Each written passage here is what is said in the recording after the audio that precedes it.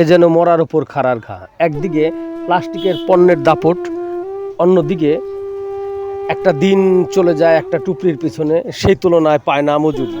সব মিলিয়ে সময়টা বাঁশ ও বেত শিল্পের জন্য খুব কষ্টকর।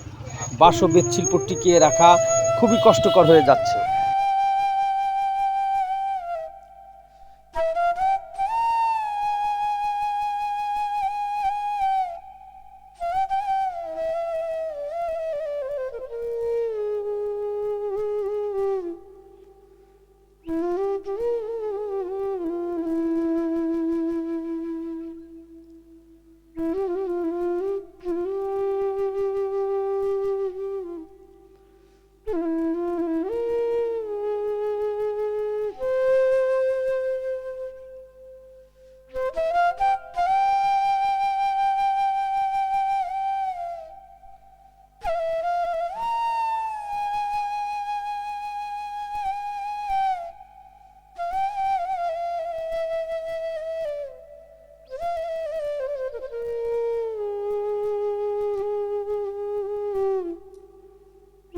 একদিকে প্লাস্টিকের পণ্যর বর্জনের ডাক, অন্যদিকে প্লাস্টিকের পণ্যে ছয় নয় বাজার।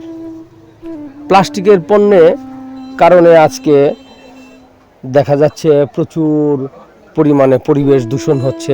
বাড়ির আশেপাশে প্লাস্টিকের পণ্য পরিত্যক্ত অবস্থায় থাকার ফলে প্রচুর পরিমাণে ডেঙ্গুর প্রভাব পেয়েছে গ্রাম অঞ্চলে। তো প্লাস্টিক পণ্য বর্জন কিভাবে সম্ভব যদি আমাদের বাঁশ এবং বেত শিল্পকে টিকিয়ে না রাখা যায়? আসুন বাঁশ ও বেত শিল্পকে আমরা সবাই মিলে টিকিয়ে রাখি।